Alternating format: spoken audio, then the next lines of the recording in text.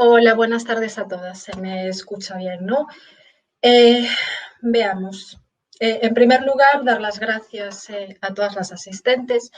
Y bueno, yo me voy a centrar en el análisis del articulado de la ley trans, no en la exposición de motivos por una cuestión de tiempo y porque Tasia ya ha explicado muchos de los principios e ideas básicas contenidos en la exposición de motivos de la ley LGTBI, que es un calco de la exposición de motivos de la ley trans.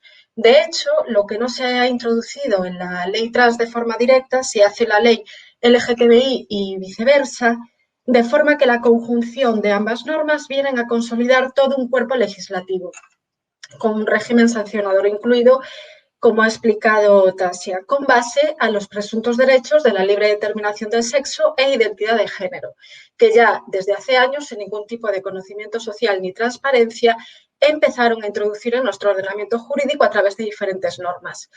El reciente anuncio de que se van a unificar ambas normas, ley LGTBI y ley trans, para desbloquear las negociaciones y el disenso entre PSOE y Podemos, y que por fin dicen se pueda aprobar esta ley, no es más que una estrategia publicitaria y partidista a la que parece que nos quieren decir que ambas partes ceden para buscar un texto que cumpla con todas las garantías, como por ejemplo el respeto al principio de seguridad jurídica que la propia Carmen Calvo dijo que se estaba vulnerando con estos textos. Pero lo cierto es que estas leyes unificadas o separadas, el contenido, sus principios ordenadores, tales como libre determinación o identidad de género, seguirán siendo el núcleo de la ley y, por tanto, seguirán vulnerando la seguridad jurídica y los derechos de las mujeres e infancia y adoleciendo de inconstitucionalidad, ¿no? Y bueno, ahora ya vamos a pasar a analizar el contenido del borrador de la mal llamada ley trans, y decimos mal llamada por lo ya explicado por mi compañera Tasia sobre el paraguas trans, ¿no? Ese término paraguas. Y para que vean que en esta ley pasa, en este borrador pasa exactamente lo mismo, decir que el texto emplea el término trans, ese término paraguas, en más de 100 veces, mientras que usa el término transgénero 2 veces y solo 11 veces la palabra transexual frente a las 100 veces que utiliza el paraguas trans. En primer lugar, veamos dónde está recogido el principio de libre autodeterminación de género, ¿no? Como vemos aquí en la diapositiva, está en el artículo 1, cuando dice la presente ley tiene por objeto promover y garantizar la igualdad real y efectiva de las personas trans mediante el reconocimiento del derecho a la identidad de género libremente manifestada. También en el artículo 5, cuando habla de reconocimiento de su identidad de género libremente manifestada sin la necesidad de prueba psicológica o médica en los términos previstos en esta ley. También, como vemos en los siguientes artículos, artículo 12, que este es el artículo que establece que cualquier persona podrá cambiar de sexo registral mediante la mera declaración de voluntad, ¿no? Simplemente ir al registro civil, me siento del sexo contrario y así quedará en el registro, ¿no?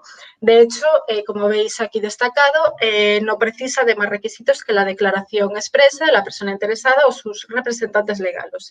En el ejercicio de este derecho, en ningún caso podrá estar condicionado a la previa exhibición de informe médico o psicológico alguno. Y luego llama la atención este artículo 3, que habla de respeto a la autodeterminación del cuerpo. Bueno, es especialmente confuso este nuevo término y convendría que el legislador explicara el contenido del mismo, porque este término de nuevo cuño, introducido además sin ningún tipo de consenso social ni jurídico, pareciera algún tipo de noción metafísica sobre almas o sexos atrapados en cuerpos equivocados, más que un término científico y jurídico digno de ser introducido en el ordenamiento jurídico. Veamos ahora las implicaciones de esta libre autodeterminación del género, que significa borrado jurídico del sexo, ¿no? Lo primero es que se eliminan los requisitos de la Ley 3/2007 para el cambio de sexo registral. Esto es el certificado médico de disforia de género y un tratamiento hormonal durante 2 años. Además, este tratamiento hormonal es un requisito dispensable, puede evitarse por razones de edad o de salud, o sea que lo único que se está exigiendo es un certificado médico de disforia de género. Por tanto, no será necesario. Ya no hablamos, como decíamos, hablando de paraguas trans, de personas transexuales, Por eso esta proposición incluso supone el borrado de la realidad transexual. Nada tiene que ver con la garantía ni el reconocimiento de los derechos de las personas transexuales, y esto tiene que quedar claro, ¿no? No será necesario tampoco acreditar deseo de permanencia en el nuevo sexo, ni un sentimiento prolongado de inconformidad con el propio cuerpo. No se evitarán posibles motivaciones espurias, como por ejemplo el intento de eludir la aplicación de la Ley Integral de Género, acceder a espacios exclusivos de mujeres o participar en categorías deportivas femeninas. Cualquier medida que intente prevenir el fraude de ley expuesto se considerará una vulneración del derecho a la libre autodeterminación de género. No tendrá relevancia jurídica, por tanto, los antecedentes penales de agresión sexual o violencia de género. Por tanto, el sexo autodeterminado no podrá ser revocado ni siquiera en caso de conducta criminal o evidencia de fraude. Vemos, pues, cómo la libre autodeterminación del género supone abrir la puerta al fraude en los cambios de sexo registrales, con importantes implicaciones para los derechos de las mujeres e infancia. Certificar la transexualidad mediante los requisitos establecidos en la Ley 3/2007 no es patologizar, sino la única forma de asegurar que no se produzcan tales fraudes. Vemos ahora las implicaciones, una de las implicaciones más graves que la ley tiene sobre políticas y medidas de igualdad, que son las consecuencias sobre la Ley Orgánica de Violencia de Género. Esto también aparece en la ley LGTBI. Y, bueno, este borrador permite que hombres que maltratan o agredan a mujeres eviten la aplicación de la Ley Orgánica 1/2004 de medidas de protección integral contra la violencia de género. También permite la evitación del tipo delictivo concreto de violencia de género, que es el artículo 153 del Código Penal, así como, en su caso, la circunstancia modificativa de responsabilidad criminal de agravante de género. Ya con la legislación actual, 3/2007, una vez que se cambia el sexo registral, se antepone el sexo registral o legal al sexo biológico. Esto quiere decir que la agresión de un hombre que se identifica como mujer contra su novia se consideraría violencia entre mujeres lesbianas y, por tanto, violencia doméstica y no violencia de género, dando lugar a una pena inferior y a menos garantías jurídicas para la víctima. Esta circunstancia se vuelve mucho más peligrosa con el marco jurídico propuesto, lo que estamos analizando ahora del borrador de la ley trans.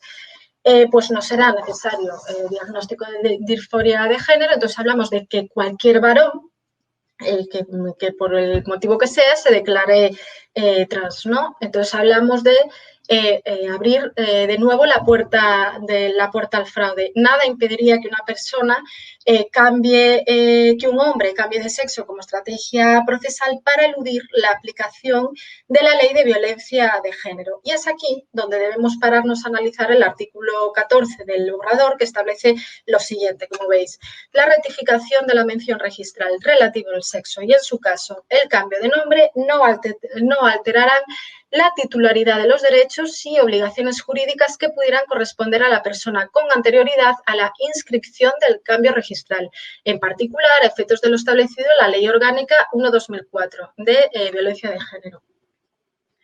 Bueno, los defensores de este borrador sostienen que este artículo impide la elusión de la Ley Orgánica de Violencia de Género, del tipo delictivo de violencia de género del 153 del Código Penal o del agravante de género, pero, en fin, nada más lejos de la realidad, ¿no?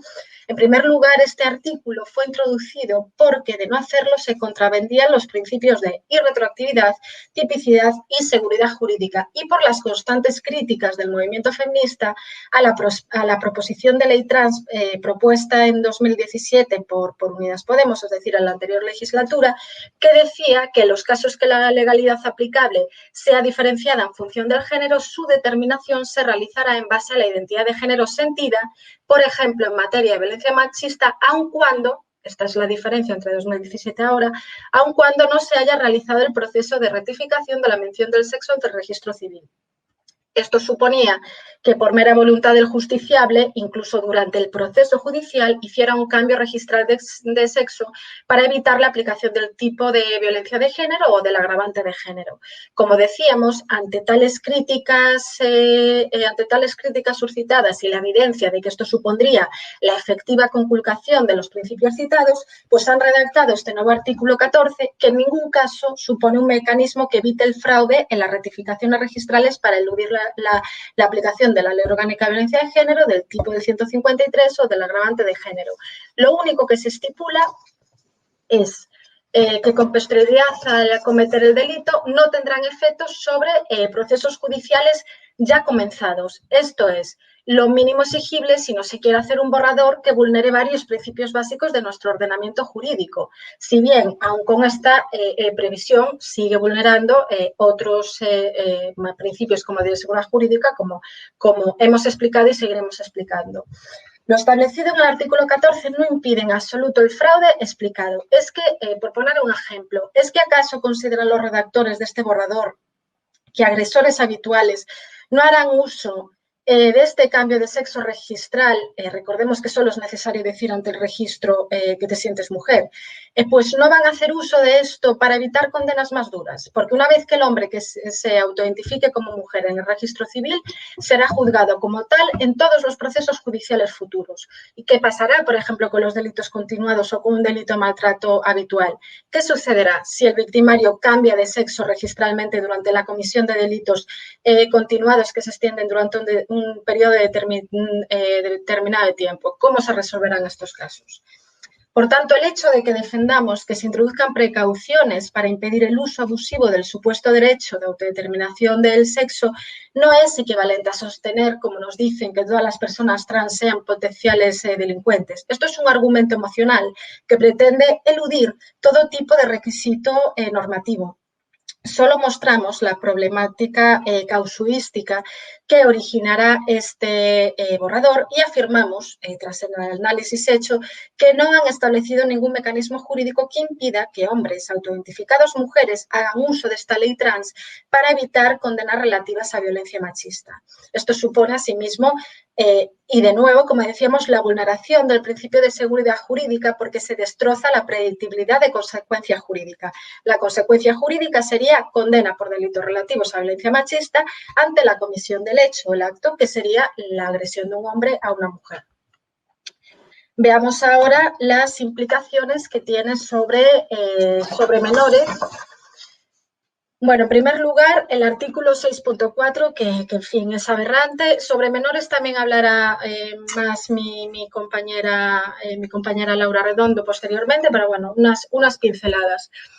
Bien, este artículo 6.4 establece que se considera que la negativa a respetar la identidad de género de una persona menor de 18 años por parte de su entorno familiar perjudica el desarrollo personal del menor a efectos de valorar una situación de riesgo, de acuerdo con el artículo tal de protección jurídica del menor. Muy bien, este artículo 6.4 es de las previsiones más preocupantes de todas las contenidas en este borrador. El borrador debería aclarar qué entiende por negativa a respetar la identidad de género, porque el simple cuestionamiento de los padres a que su hijo o hija haga una rectificación registral de su sexo o comience con tratamientos hormonales a una edad temprana en la que sea incapaz de entender las consecuencias de tal decisión puede ser catalogada, como dispone este artículo, de situación de riesgo. Esto carece de justificación y es absolutamente excesivo y abusivo porque supone una amenaza a la patria potestad o tutela de los padres o tutores legales, ¿no? Así como una vulneración del principio del interés superior del menor. El artículo 27.2 establece que el tratamiento hormonal, en el caso de las personas menores de edad, comprenderá el tratamiento para el bloqueo hormonal al inicio de la pubertad, para evitar el desarrollo de caracteres sexuales secundarios no deseados y el tratamiento hormonal cruzado para favorecer que su desarrollo corporal se corresponda con el de las personas de su edad. Bien, otra de las previsiones más graves contenidas en el borrador y, desde luego, base por la que decimos que esto supone un maltrato a la infancia, ¿no? La proposición establece el derecho a la identidad de género de los menores y el acceso de los mismos al tratamiento de bloqueo hormonal al inicio de la pubertad, esto es, a una edad comprendida entre los 9 y los 12 años. Es necesario expresar una honda preocupación y una rotunda condena a que niños y niñas puedan acceder a este tipo de tratamientos experimentales, y decimos experimentales porque ni siquiera se conoce con exactitud sus efectos adversos y consecuencias para la salud física y emocional, si bien ya se conocen algunos efectos nocivos como pérdida de densidad ósea o provocación de esterilidad. Es paradójico e incluso cínico que el borrador hable de despatologización mientras abre la puerta a la medicalización de niños y niñas sanas, ¿no? Y además de niños y niñas sanas de por vida en lugar de apostar por una coeducación libre de estereotipos sexistas. Entendemos que la única beneficiaria de medicalizar a personas de por vida y de normalizar estos tratamientos experimentales es la industria farmacéutica, en ningún caso los niños y las niñas. Conviene, además, tener en cuenta que en los países donde se han implementado este tipo de legislación o políticas identitarias, el número de menores que inician este tipo de tratamientos aumenta significativamente. Por ejemplo, en Reino Unido, el número de niñas y niños atendidos por la clínica británica Tavistock, especializada en identidad de género, se incrementó en más de un 4.000% en menos de 10 años, y en la Comunidad de Cataluña, activamente implicada en estas políticas, el incremento fue de más del 2.200%, siendo el 70% niñas que piden transicionar a niños. Esto es consecuencia, entre otros factores, de la divulgación masiva mediática de los postulados queer, de la introducción en las escuelas de contenidos queer que inducen a los menores a creer que si no se comportan de la forma que el género impone a su sexo, pertenecen al sexo contrario. Estos contenidos en las aulas y los artículos como el analizado, pues inducen y permiten hormonaciones a edades muy tempranas, ¿no? Y esos tratamientos experimentales absolutamente innecesarios, con implicaciones graves para la salud física y emocional de los niños. Esto es una irresponsabilidad manifiesta y una solución que crea un nuevo problema, pues sabemos que la persistencia de la disforia de género en los niños es claramente menor que los adultos, ¿no? Entonces, esta solución impide el libre desarrollo de los niños y de las niñas y la normal resolución de la inconformidad del niño o niña con su propio cuerpo. La regulación de la situación de los menores, además, es uno de los motivos principales que exige el movimiento queer y transgénero para redactar esta ley. La ley de 2007 no permite el cambio de sexo registral hasta los 18 años, pero, sin embargo, una sentencia del Tribunal Constitucional ha declarado inconstitucional esa excepción para los menores, de modo que ahora, aunque no se apruebe la nueva ley, pueden cambiar su sexo legal siempre que tengan los menores, siempre que tengan diagnóstico de disforia de género. Los colectivos transgénero, como Crisales, defienden que se debe permitir el uso de bloqueadores hormonales a cualquier edad, así como el cambio registral, y que no debe tenerse en cuenta el nivel de madurez de los menores, que es algo que establece esa sentencia del Tribunal Constitucional. Hay que cuestionar y contradecir estas teorías metafísicas de este tipo de colectivos, que son los que se están pretendiendo implementar en el ámbito educativo. Sobre el ámbito educativo también habla la ley LGTBI y habla esta ley. No me voy a meter porque ya si no me voy de tiempo, pero vamos, revisadlo en el documento porque también son gravísimas las implicaciones en este ámbito, ¿no? Entonces, claro, preocupa que se introduzca en este ámbito un discurso único acerca de la identidad de género en la enseñanza a través de asignaturas como educación sexoafectiva o a través de protocolos educativos. Así preocupa que la enseñanza fomente el discurso de que existen almas o cerebros masculinos y femeninos y que dichas almas pueden encontrarse en el cuerpo equivocado, y preocupa particularmente que se considere un indicio de ello, por ejemplo, como advierten estos colectivos, bueno, pues el hecho de, por ejemplo, elegir juguetes considerados de niñas o de niños, o el hecho de vestir o comportarse de un modo determinado. Por tanto, nos oponemos frontalmente a todas estas perjudiciales ideas que avalan la idea y la tesis de nacer en el cuerpo equivocado, que están siendo promovidas por el movimiento transgénero y la industria farmacéutica. Estas ideas son las que informan este borrador y los que nos llevan a concluir que este borrador supone un maltrato a la infancia. Y ahora, afectación en categorías deportivas femeninas. Artículo 39. Respecto a las prácticas, eventos y competiciones deportivos, se considerará a las personas que participen atendiendo a su sexo registral sin que pueda realizarse en ningún caso pruebas de verificación del sexo. Bueno, esto también ya lo comentó Tasia, también está la ley LGTBI, ¿no? Entonces, se está estableciendo en relación con el deporte que las personas participen, atendiendo a su sexo registral sin ningún tipo de verificación, y hay que oponerse también rotundamente a esta previsión porque significa acabar de facto con el deporte femenino. Las categorías deportivas femeninas existen porque mujeres y hombres tienen diferencias anatómicas que producen una ventaja deportiva para los varones. Por eso vemos que cuando se permite la participación de los hombres que cambian su sexo legal en estas competiciones, estos obtienen habitualmente las primeras posiciones. Ahí tenemos la foto con un ejemplo, pero vamos, no es el único, ¿no? O deportistas que eran promedio cuando competían con hombres y ahora al competir contra mujeres pasan a ganar las competiciones. Esta inclusión supone despreciar los esfuerzos de las mujeres deportistas y su derecho a competir en condiciones justas. Supone asimismo comprometer la integridad física y moral de las deportistas, porque es su trabajo de años el que se ve denostado y despreciado y se torna inservible si tienen que competir con varones autoidentificados mujeres. Y física, porque competir con varones con las características físicas superiores explicadas, pues supone un riesgo mayor de lesiones y daños, ¿no? Por último, voy a hablar de los centros penitenciarios y policiales. Ya veis el artículo 37 y 38. Pues el borrador establece el derecho de las personas recluidas en centros penitenciarios policiales de internamiento y en centros penitenciarios a ser tratados de acuerdo y separados de acuerdo a su sexo registral. El supuesto derecho a la identidad de género y a ser tratado conforme a su sexo registral no puede estar por encima del derecho a la seguridad de las mujeres. Ni siquiera se ha establecido una mínima garantía de protección de las mujeres, impidiendo que varones autoidentificados mujeres con delitos relativos a violencia sexual o machista puedan ser trasladados a módulos de mujeres. Es decir, cualquier varón, independientemente de sus antecedentes penales, podrán entrar en los módulos de mujeres.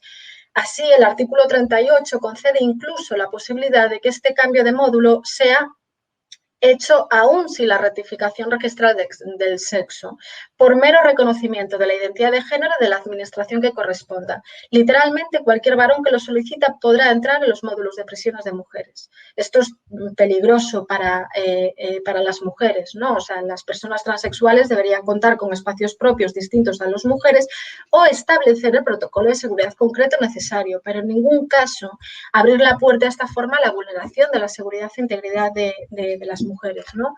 Y bueno, ya para concluir, porque me paso si no ya de tiempo, pero como digo, esta ley tiene afectación en otros ámbitos que no nos da tiempo a analizar, eso como salud, educación, que invito a que lo lean. Simplemente para concluir, decir que este borrador, esta propuesta de ley para igualdad real y efectiva de las personas trans puede ser calificada como una aberración jurídica por la inconstitucionalidad con la que nace, por comprometer políticas basadas en el sexo y de acción positiva encaminada a erradicar la desigualdad entre sexos y por constituir una vulneración efectiva de derechos de las mujeres y un maltrato a la infancia.